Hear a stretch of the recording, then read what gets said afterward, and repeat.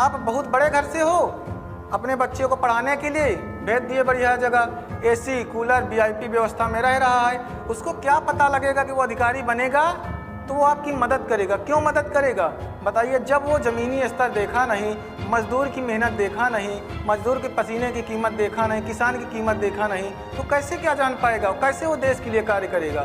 तो हमें ज़मीनी स्तर से जुड़े रहना है, पद कोई भी मिले।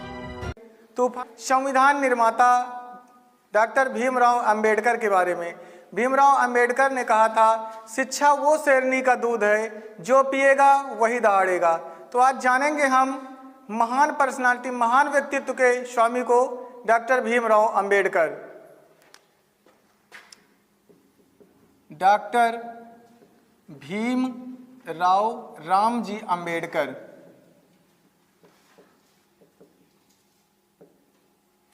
डॉक्टर भीमराव रामजी अंबेडकर, इसी में इनकी माता का नाम भी है, इनके पिता का नाम भी, इनके गुरु का नाम भी।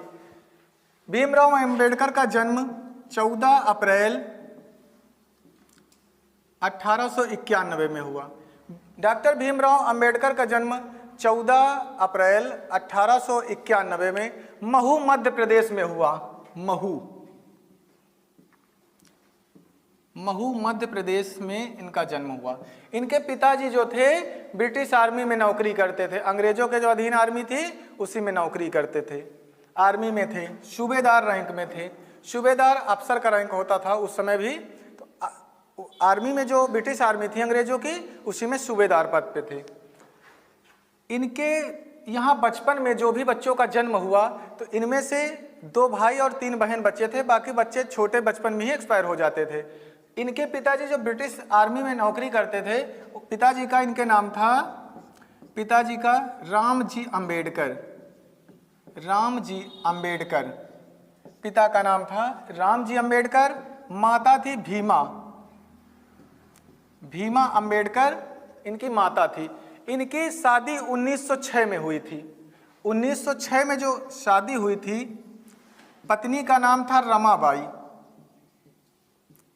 इन्होंने 2 शादियां की थी। एक 1948 में जो डॉक्टर महिला थी, शारदा महिला का नाम था। जब इनसे भीमराव अंबेडकर से शादी हुई तो उस महिला का नाम पड़ गया सविता अंबेडकर। डॉक्टर सविता अंबेडकर, ये ब्राह्मण महिला थी, डॉक्टर थी। ये शादी जो हुई है एकदम लास्ट टाइम में हुई है, 1948 में। सविता अंबेडकर पेशे से डॉक्टर थी। लास्ट टाइम में भीमराव अंबेडकर की शादी हुई जब, और जो रमाबाई इनकी पत्नी हैं, ये 1935 में एक्सपायर हो गई थी। 1935 में रमाबाई की मृत्यु हो गई थी। डॉक्टर भीमराव रामजी अंबेडकर, जिनको हर व्यक्ति को पढ़ना चाहिए भीमराव अंबेडकर के बारे में। इनकी सोच इतनी बेहतरीन थी, इन्होंने इतना संघर्ष किया उस समय, और जिस कास्ट से बिलोंग करते थे लोग इनको हेय दृष्टि से देखते थे। इनको पानी पीने का मौका नहीं मिलता था, क्लास नहीं छूने का मौका मिलता था। जब स्कूल जाते थे वहाँ भी इनके साथ बहुत गलत लोग व्यवहार करते थे। जो इनके महान गुरु, जो गुरु थे, जिन्हें हम महान इसलिए कहते हैं क्योंकि उन्होंने देखा कि ये लड़का कभी सितारे की तरह चमक सकता है, और ये जो अप्रसन्नता छुआछूत वाली बीमारी है, इसकी बेड़ियां इनके पैरों में न लग जाएं। इस वजह से अपना गुरु ने अपना नाम दे दिया इस बच्चे के नाम के आगे। उन महान गुरु का नाम था कृष्ण केशव अंबेडकर। कृष्ण केशव अंबेडकर। इसी कारण भीमराव रामजी अंबेडकर। देखो, कोई भी चीज़ हो, किसी की बच्चे को अगर बेहतरीन बनाना है तो 3 इंसान मिल करके बना सकते हैं, माता पिता और गुरु। क्योंकि माता पिता जन्म देते हैं, पहले शिक्षिका भी माता ही होती है, बच्चे को बताती है कि आपके पिताजी हैं, ये आपके चाचा हैं, ये भैया हैं, ये दादा हैं, दादी हैं। उसके बाद जब बच्चा पढ़ने आता है तब उनको कौन सा, जैसे ही आगे बढ़ना होता है वो कौन सा सलाह देते हैं? गुरु, जो जीवन को एक बेहतरीन बना देते हैं इंसान।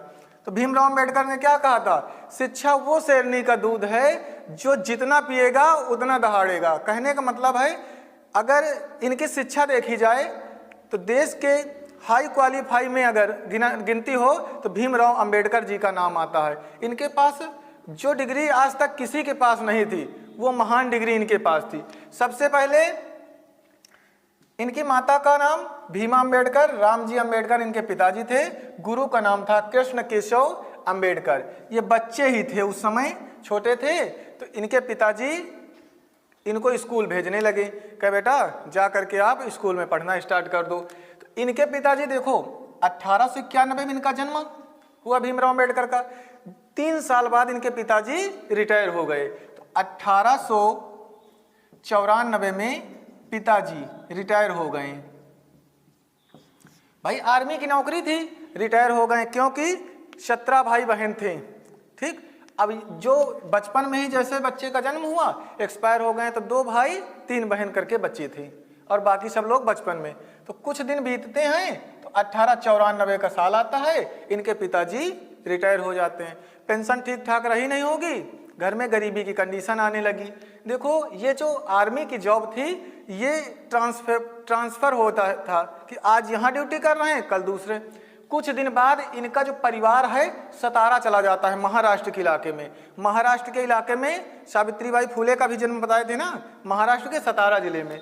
तो ये इनका भी परिवार कुछ समय बाद वापस सतारा चले जाते हैं। अब देखो इनकी पढ़ाई कहाँ से हुई। पहले तो ये भाई रिटायर हो गए पिताजी, पेंशन के पैसे से घर चलाना बड़ा मुश्किल होता है। भाई पेंशन में थोड़ी सी पैसे मिलते हैं, तो इनको इनके पिताजी किताबें लाते थे कि बेटा पढ़ो। इनको जैसे ही स्कूल भेजें, शुरू में पहले ही स्कूल भेजें, तो स्कूल पहुँचे, जा करके बेंच खाली पड़ी थी, बैठ गए आराम से। और जैसे ही बैठे तो सारे लड़के निकल करके बाहर खड़े हो गए। और बाहर क्यों खड़े हो गए, कहें यहाँ जैसे टीचर आए तो पूछे आप लोग बाहर क्यों खड़े, तो इशारा करते हैं कि अंबेडकर जी बैठे हैं। टीचर का व्यवहार इतना गलत था कि अंबेडकर जी को उठा करके क्लास से बाहर कर दिए। अब जैसे ही बाहर कर दिए तो इनको बैठने के लिए टाट बल्ली की व्यवस्था कोई नहीं थी, तो दरवाजे के बाहर जहाँ गेट लगा रहता था वहीं बोरी अपना बिछा करके बैठ जाते थे, वही बोरी ले जाते थे। एक दिन स्कूल के टीचर ने पूछा क्लास में क्वेश्चन कि 7 और 5 कितना होता है, तो छोटे छोटे बच्चे ही तो 7 5 पूछ लिए। अब उसके बाद कोई नहीं बता पा रहा, अंबेडकर जी हाथ उठा रहे हैं लेकिन टीचर ने पूछा नहीं। अगले दिन फिर कोई क्वेश्चन किए, अंबेडकर जी के पिताजी पढ़े लिखे थे तो पढ़ा करके भेजते थे। क्वेश्चन पूछे कि तो फिर अंबेडकर जी अपनी जगह से खड़े हो गए, कहें सर जब मुझे आता है तो आप क्वेश्चन क्यों नहीं पूछते हैं। तो उन्होंने कहा कि आपको सुनने का मौका मिल रहा है, यही गनीमत समझो, क्योंकि आप इस लायक भी नहीं हो कि आपको पढ़ने और सुनने का मौका मिला। घर पहुँचे परेशान हो करके, तो कहें पिताजी मैं अब स्कूल नहीं जाऊँगा। तो पिताजी ने कहा बेटा जिस चीज़ से तुम भाग रहे हो, तुम जिस चीज़ से डर रहे हो, इसी व्यवस्था को बदलना है। और मुझे विश्वास है कि तुम इस पूरी व्यवस्था को बदल दोगे। तो वही विश्वास अंबेडकर जी को क्या बना देता है, संविधान निर्माता, भारत के निर्माता बना देते हैं भीमराव अंबेडकर। बढ़िया से पढ़ाई करते हैं, पढ़ाई करने के बाद मुंबई के इलाके से यूनिवर्सिटी ऑफ बॉम्बे पढ़ता है, एक यूनिवर्सिटी है बॉम्बे, वहाँ से ये क्या करते हैं पढ़ करके बीए पास कर लेते हैं, बीए पास कर लेते हैं। अब बीए पास करने के बाद फिर उसके बाद अब देखना जब पढ़ाई हो जाती है तो इनके पिताजी क्या करते हैं, इनके पिताजी की मृत्यु हो जाती है 1913 में। 1913 वही साल है जिस साल भारत को सबसे बड़ा पुरस्कार मिला था, नोबेल पुरस्कार। रविन्द्रनाथ टैगोर 1913 में नोबेल पुरस्कार पाए थे। इनके पिताजी की, भीमराव अंबेडकर के पिताजी जो रामजी अंबेडकर रहे, इनकी मृत्यु हो जाती है 1913 में। और जो भीमराव अंबेडकर की शादी होती है वो कब होती है, 1906 में। इनकी जो पत्नी थी रमाबाई वो भी 1935 में मृत्यु हो जाती है। अब 1913 का साल था, पिताजी की मृत्यु हो गई। तो जब वहाँ मुंबई के कॉलेज में पढ़ रहे थे ना, तो ऐसे ही जो पार्क टाइप में होता है ना, बाउंड्री टाइप में, तो ये क्या करते थे कि वहीं बाउंड्री के बगल में घास वास टाइप में रहते थे, वहीं अपना बैठ करके पढ़ते थे। तो एक जो व्यक्ति थे समाज सेवी थे, उनका नाम था दादा किर्लोस्कर। दादा केलुस्कर। दादा केलुस्कर 2-3 दिन से इस बच्चे को नोटिस कर रहे थे। आते जाते जैसे लोगों को निगाह पड़ जाती ना, तो इनको बुलाया, बेटा इधर आओ। तो आने से डर रहे थे, तो उनको लगा कि जैसे ही कोई SC कास्ट का लड़का होगा इसलिए डर रहे हैं, तो इनको बुलाएं तो नाम बताएं। तो उनको लगा कि अपनी कास्ट का पहला लड़का है, इतना योग्य लड़का। तो कहें बेटा यहाँ तो सब कोई आता जाता, आप डिस्टर्ब होते होंगे, ऐसा करिए आप लाइब्रेरी में चले जाइए। इतनी अपने कास्ट का पहला लड़का जो इतना लायक होने के बाद भी लाइब्रेरी में, कहें वहाँ घुसने नहीं देते, वहाँ बैठने नहीं देते, वहाँ हाई कास्ट के लोग रहते हैं। फिर दादा केलुस्कर ने इनको बुलाया और अपनी लिखी हुई, समाज सेवी थे, समाज सेवी, और ये बहुत ही पढ़े लिखे व्यक्ति थे। इन्होंने अपनी स्वयं की लिखी किताब बुद्ध की जीवनी भीमराव अम्बेडकर जी को पकड़ा दिए। कहें बेटा तुम बहुत लायक हो और मुझे मालूम है कि आप देश के लिए बहुत अच्छा कर सकते हो, ये बुद्ध की जीवनी है, इसको आप पढ़ना। उसको पढ़ें और लास्ट स्टेज, जब लास्ट टाइम होता है ना, तो जब इनकी मृत्यु होती है डायबिटीज नामक बीमारी से, दिल्ली के एम्स में होती है, all India medical sciences AIIMS Delhi में है, 6 दिसंबर 1956 को इनकी मृत्यु हो जाती है डायबिटीज बीमारी के कारण।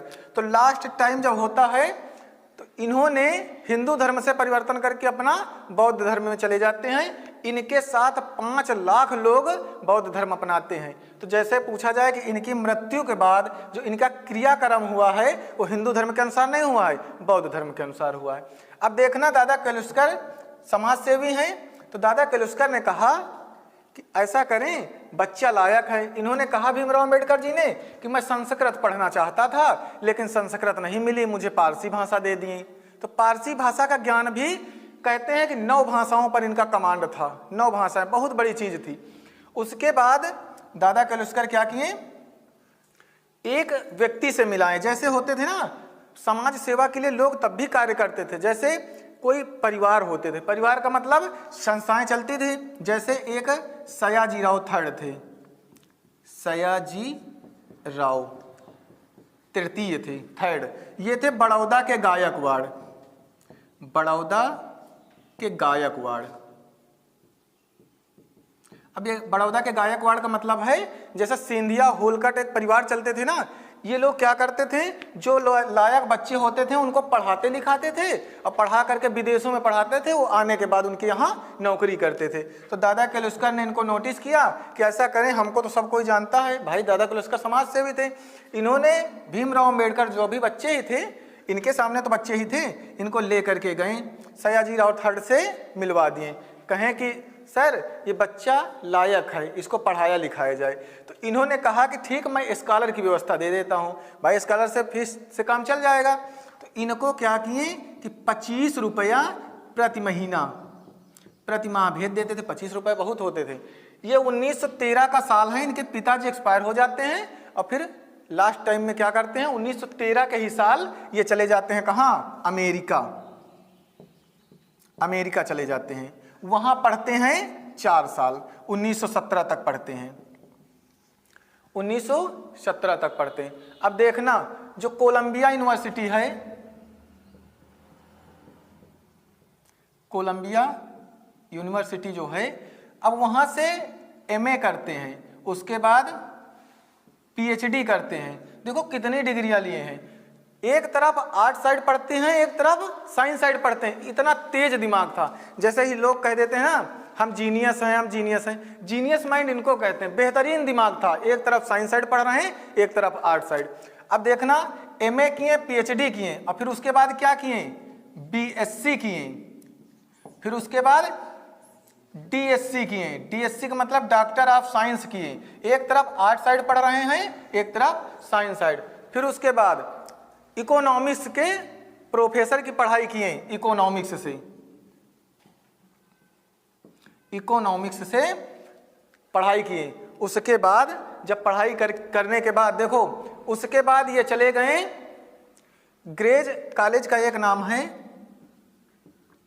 ग्रेज इन, ये कॉलेज है इंग्लैंड में, ठीक। वहां गए अंग्रेजों के देश में, वहां से कहें मुझे बैरिस्ट्री की पढ़ाई करना है, वकालत करना है, तो लॉ की भी पढ़ाई इन्होंने कर रखी थी। देखो एक तरफ क्या कर रहे हैं, इंटर, हाई स्कूल इंटर किए, बीए किए, एमए किए, पीएचडी किए, बीएससी किए, डीएससी किए, doctor of science, art side, science side, इतनी महान डिग्रियां लेने के लिए कोई अमीर खानदान से नहीं थे, लेकिन किसका सहयोग मिला था? दादा केलुस्कर का।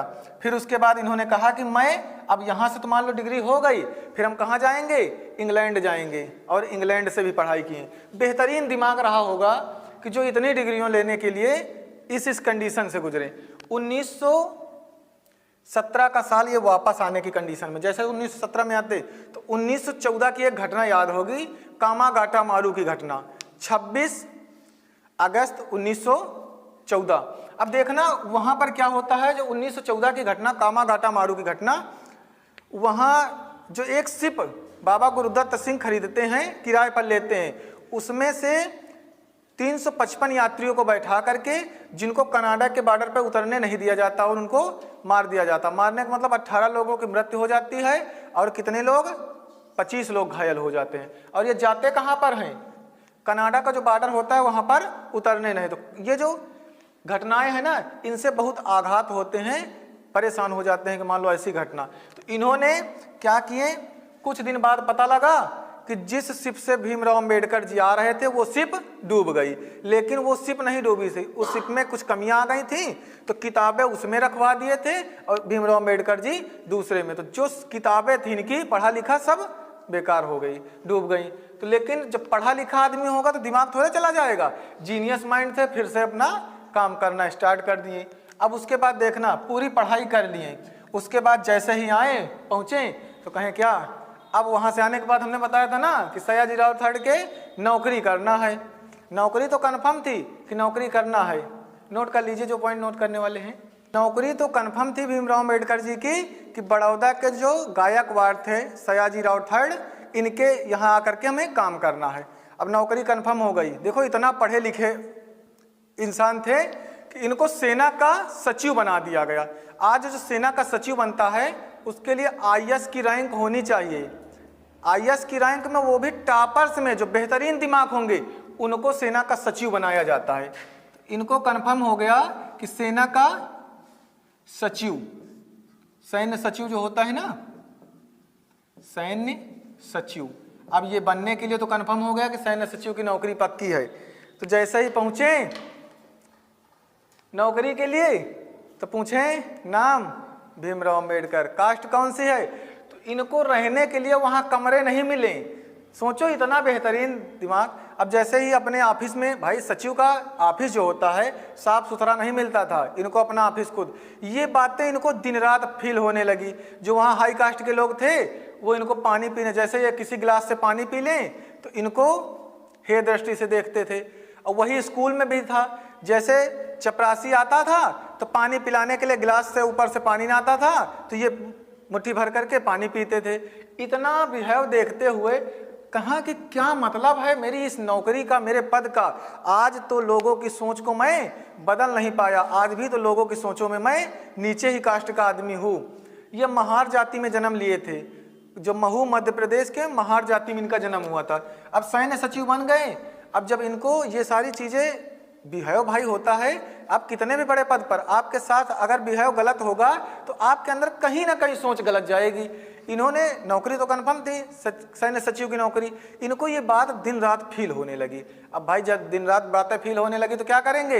इन्होंने कहा कि यहाँ के जो दीवान थे सयाजीराव थर्ड के, यहाँ जो दीवान थे उनको खत भी लिखे अम्बेडकर जी ने, लेकिन वहाँ से कोई जवाब नहीं दिए। इन्होंने अपनी नौकरी को छोड़ दिए, कहा मैं ये नौकरी नहीं करूँगा।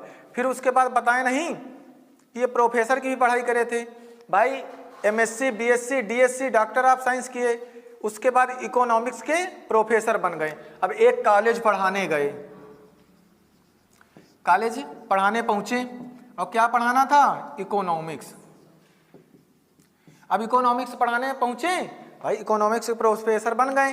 तो जैसे ही ये क्लास के पहुँचे, सारे बच्चे निकल करके बाहर, स्कूल के क्लास के बाहर। प्रिंसिपल आए तो पूछे कि आप लोग बाहर क्यों खड़े? तो कहे मैं इनसे नहीं पढ़ूंगा, बच्चों ने कहा।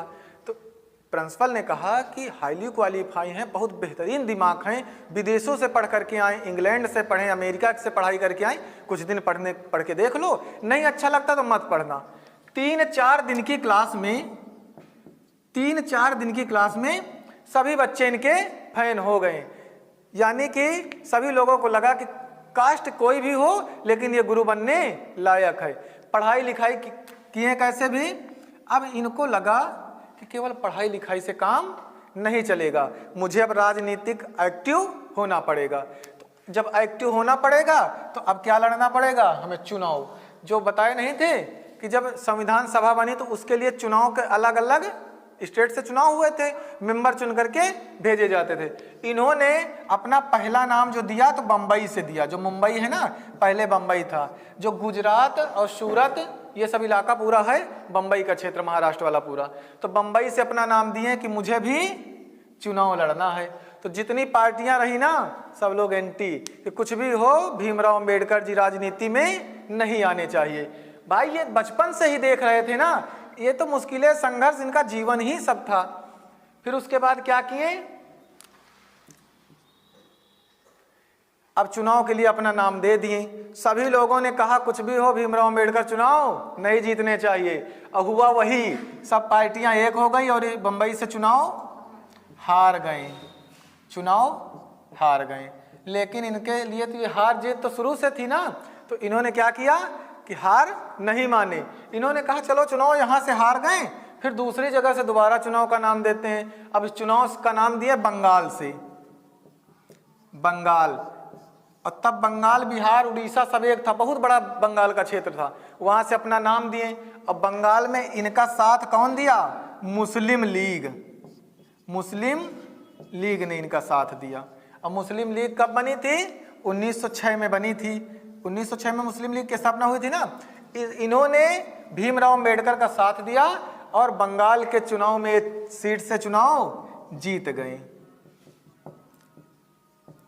चुनाव जीत गए। अब देखो हार जीत तो लगी ही रहती है ना, चुनाव तो जीत गए। लेकिन आपने सुना होगा बंगाल का जब विभाजन हुआ था, बंगाल का विभाजन हुआ तो बंगाल का विभाजन में पूर्वी बंगाल और पश्चिम बंगाल दो अलग अलग क्षेत्र कर दिए गए। जो पूर्वी बंगाल था उसे पूर्वी पाकिस्तान के नाम से जाना जाता था, जो बाद में बांग्लादेश के नाम से। तो जो चुनाव वाली सीट जीते थे वो पूर्वी पाकिस्तान, जो पूर्वी पाकिस्तान के नाम से बना था ना। देखो पूर्वी बंगाल, पश्चिमी बंगाल, तो पश्चिम बंगाल वाला कोलकाता राजधानी है, जो पूर्वी बंगाल वाला हिस्सा था जो पूर्वी पाकिस्तान बन गया बाद में। अब सीट तो दूसरे देश में चली गई, लेकिन अम्बेडकर जी तो यहीं रहेंगे ना। सबको लग गया कि इनके बिना संविधान बन नहीं सकता है। तो अम्बेडकर जी क्या हैं, जान हैं। अब कैसे भी करके इनको वापस लाना है। सीट हारे बेशक हैं, लेकिन चुनाव कब इनको मेंबर बनाना है, तभी संविधान का निर्माण हो पाएगा।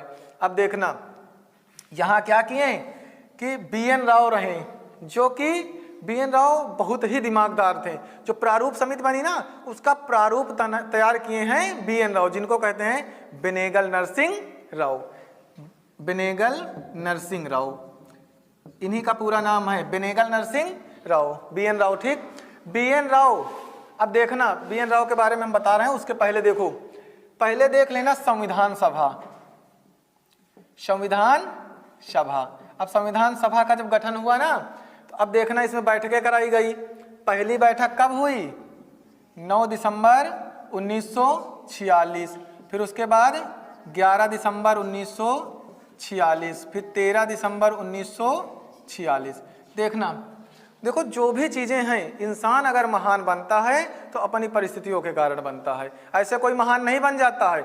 अगर देखो कहते नहीं है कि गलत का विरोध खुल करके करिए, इतिहास टकराने वालों का लिखा जाता है, तलवे चाटने वालों का नहीं। अगर ये यहाँ पर मेहनत ना किए होते तो आज ना कोई भीमराव अंबेडकर को जानता, ना कोई पढ़ता। देखो जात पात के चक्कर में मत रहिए, ठीक ना। सबसे पहले आप क्या हैं, एक इंसान हैं, बस इंसान हैं, यही सब कुछ है। किसी के दुखी देख करके, किसी इंसान को परेशान देख करके वास्तव में आपको दुख होता है, तो आपको ईश्वर ने इंसान बनाने में कोई कमी नहीं की। अब देखना 9 दिसंबर 1946 को जब पहली बैठक हुई संविधान सभा की, तो उसमें सबसे देखें कि अध्यक्ष किसको बनाया जाए। तो कहें सबसे बुजुर्ग आदमी कौन है एजेड, तो डॉक्टर सच्चिदानंद सिन्हा। तो सिन्हा जी को बना दिए, सिन्हा जी को क्या किए, बना दिए। कहें कि ऐसा करिए आप अध्यक्ष बन जाइए। सच्चिदानंद सिन्हा, ठीक, सच्चिदानंद सिन्हा को बना दिए। अब देखो इनकी तबीयत क्या हुई, दूसरे दिन 2 दिन बाद खराब हो गई। तो कहें कि ऐसा करो, ये अस्थाई अध्यक्ष रहे, अस्थाई नहीं रहे हैं, अस्थाई अध्यक्ष बना दिए। फिर उसके कुछ दिन बाद, 2 दिन बाद ही तो 11 दिसंबर 1946 की दूसरी बैठक हुई, कहें अब अस्थाई अध्यक्ष बना दिया जाता। डॉक्टर राजेंद्र प्रसाद, डॉक्टर राजेंद्र प्रसाद को अस्थाई अध्यक्ष बना दिए। ये अस्थाई है, परमानेंट अस्थाई अध्यक्ष बना दिए। उसके बाद तीसरी बैठक 13 दिसंबर 1946 को पंडित जवाहरलाल नेहरू ने कहा कि अब हम उद्देश्य प्रस्ताव पारित करते हैं, मतलब उद्देश्य प्रस्ताव लाया जाता है। तो उद्देश्य प्रस्ताव पूछा जाए, उद्देश्य प्रस्ताव कब लाया गया? तो उद्देश्य प्रस्ताव कब लाया गया? 13 दिसंबर 1946 को। अब देखना, भीमराव अंबेडकर ने कहा उद्देश्य प्रस्ताव हम पारित नहीं करेंगे। तो कहें क्यों नहीं पारित करेंगे? तो भीमराव अंबेडकर ने कहा अभी पहले हम लोग देख लें कि संविधान सभा में कौन कौन टीम आनी चाहती है, कौन कौन टीम नहीं आनी चाहती है। तो अब टीम आने का मतलब क्या हुआ? अब देखना, यहाँ हमने आपसे क्या बताया था, BN राव बताए थे ना। अब देखना, इसमें जब उद्देश्य प्रस्ताव आया तो उद्देश्य प्रस्ताव कुछ दिन बाद पारित किया गया। क्यों? इसमें भीमराव अंबेडकर जी ने कहा कि संविधान सभा में देख लें कि मुस्लिम लीग आना चाहती है या नहीं, हिंदू महासभा शामिल होना चाहती है कि नहीं। कुछ दिन बीते, 22 जनवरी 1947 को उद्देश्य प्रस्ताव पारित कर दिया गया। उद्देश्य प्रस्ताव क्या किया गया?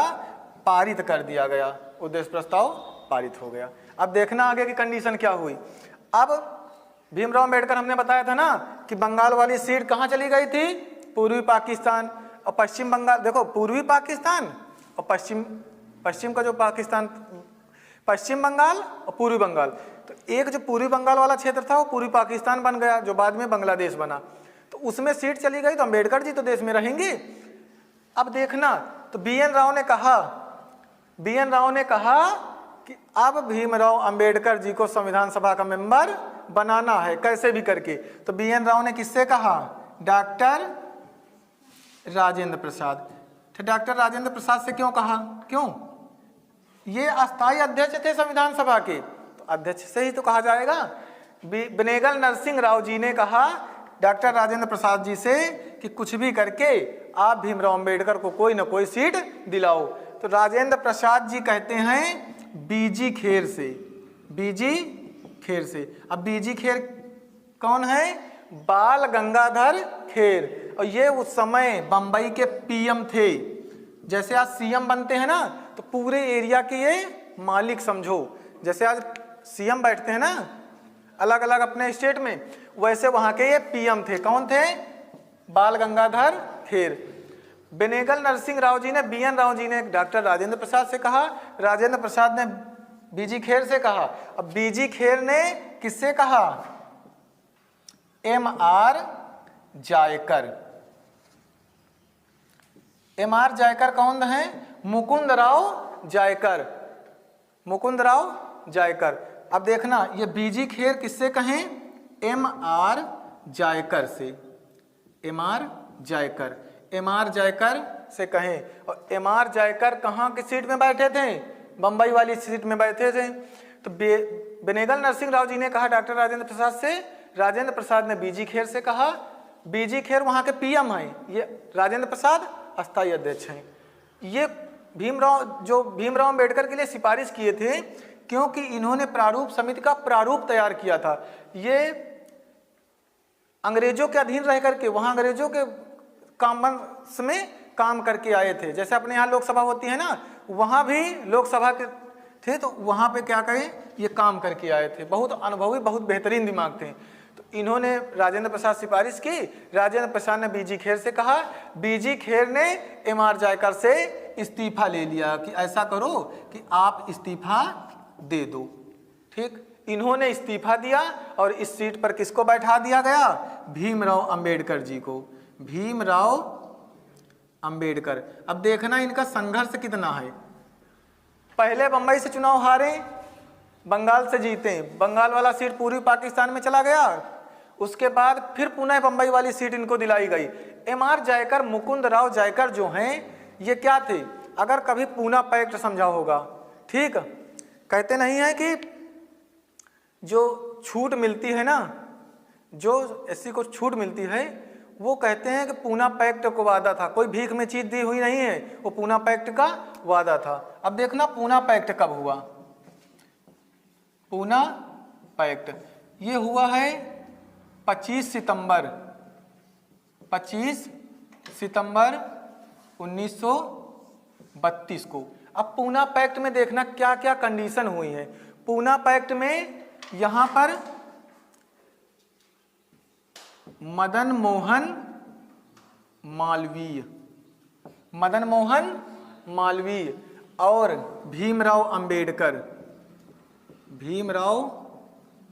अंबेडकर, देखो जो साइन हुए हैं ना पूना पैक्ट में, वो मदन मोहन मालवीय और किसके, मदन मोहन मालवीय और भीमराव अंबेडकर जी के हैं, और गांधी जी की सारी बातें हैं, गांधी जी की सारी बातें हैं। क्योंकि इन्होंने क्या कहा, भीमराव अंबेडकर ने, कि हमको हिंदू से अलग एक राष्ट्र चाहिए, हम अपने दलित के लिए।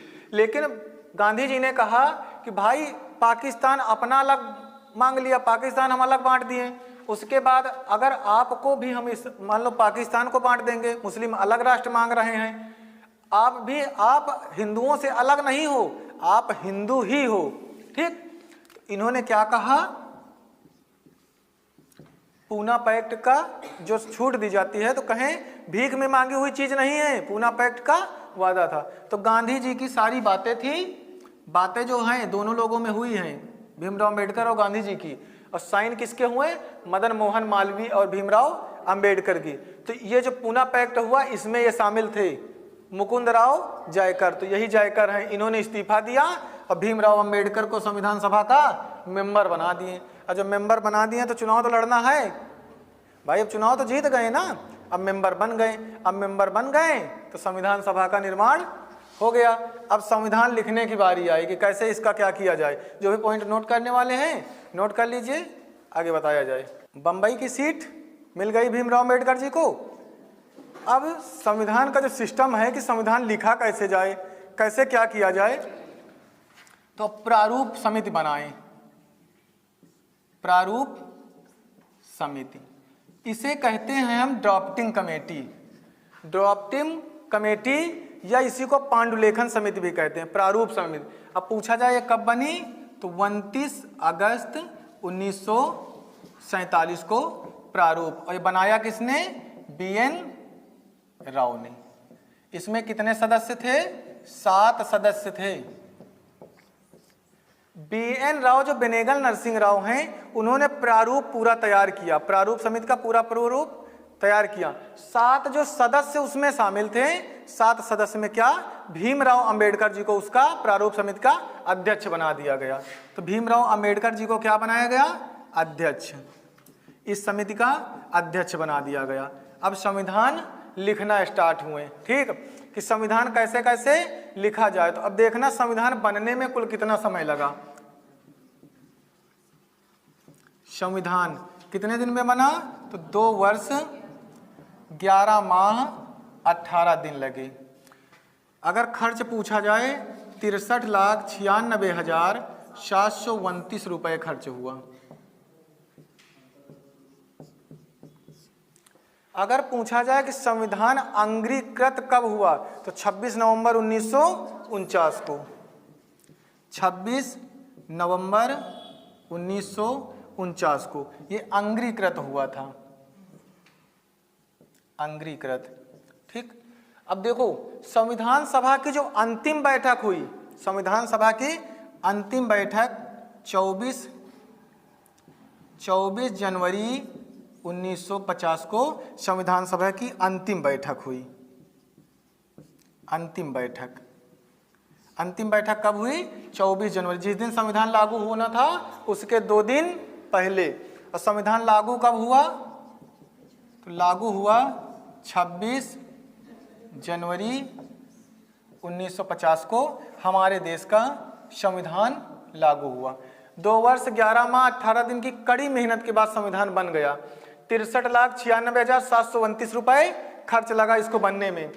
26 नवंबर 1949 को अंग्रीकृत बन करके तैयार हो गया। इसीलिए 26 नवंबर को संविधान दिवस मनाते हैं। अब देखना अंतिम बैठक कब हुई, 24 जनवरी 1950। लागू संविधान कब हुआ, 26 जनवरी 1950। लिख पढ़ करके सब तैयार हो गया। और इसी दिन क्या हुए, जो 26 जनवरी 1950 है, भारत के राष्ट्रपति जो थे, कौन थे, डॉक्टर राजेंद्र प्रसाद। ठीक, अब देखना कि मान लो सब कुछ तो कंप्लीट हो गया। पंडित जवाहरलाल नेहरू ने कहा इसको हैंड राइटिंग से लिखवाया जाए, कि एक किताब जैसे प्रिंट करानी पड़ेगी ना, तो अब उसको हैंड राइटिंग से लिखवाया जाए। तो पंडित जवाहरलाल नेहरू ने कहा कि बेहतरीन जो राइटर हैं उनके पास गए। उनका नाम था प्रेम बिहारी नारायण रायजादा। उनके पास पंडित जवाहरलाल नेहरू गए, कहें कि सर आप अपना खर्च बता दीजिए, संविधान देश का लिखना है।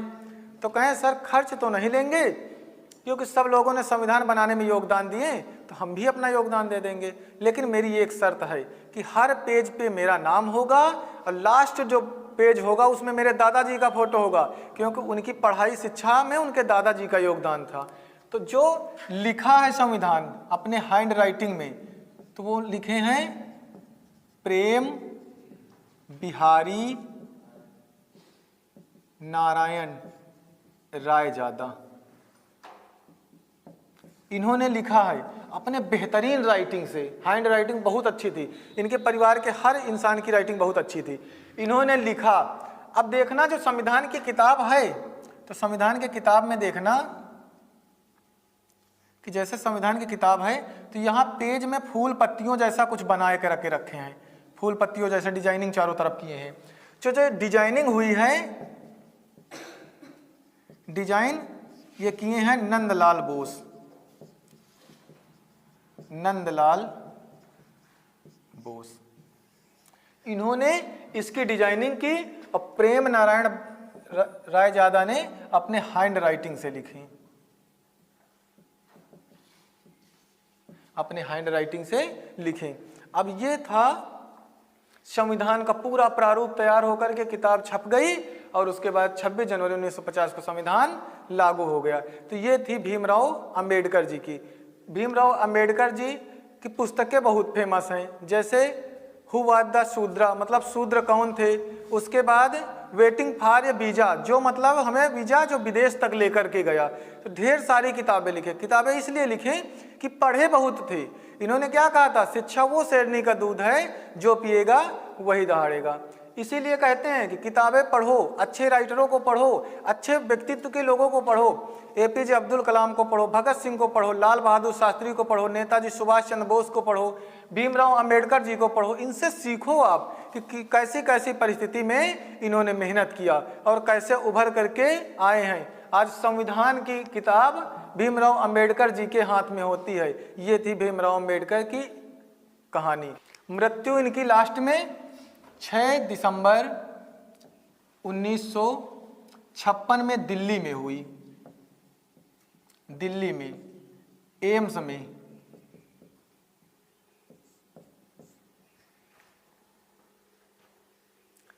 एम्स में इनकी मृत्यु हुई। डायबिटीज नाम की बीमारी हो गई थी, डायबिटीज। डायबिटीज बढ़ गई थी, इस वजह से इनकी मृत्यु हुई।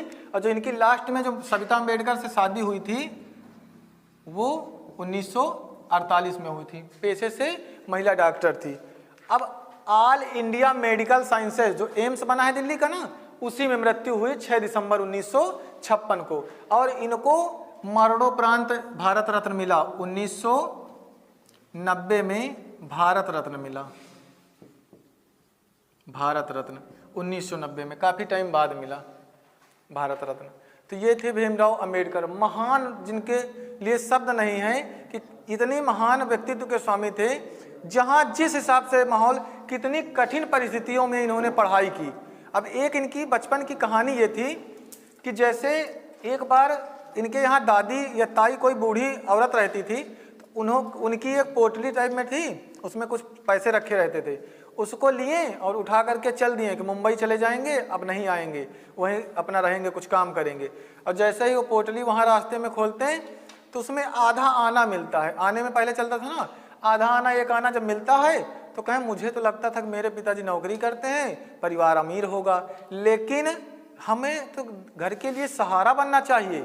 और उसी दिन से वहीं से वापस आते हैं और बहुत मेहनत, बहुत संघर्ष के साथ पढ़ते हैं, तब जा कर के इतना ये कहानी लिखते हैं। इनके पिताजी ने क्या कहा था स्कूल, जब कहें कि हम स्कूल नहीं जाएंगे, इनके पिताजी ने तो यही कहा था, बेटा जिन चीज़ों से तुम भाग रहे हो वही व्यवस्था को आपको बदलना है, और बदल करके पूरा संविधान बना दिया। इसीलिए सबसे पहली प्राथमिकता किसको दी जाती है, भीमराव अंबेडकर को और इनके संविधान को। संविधान ही सर्वोपरि है।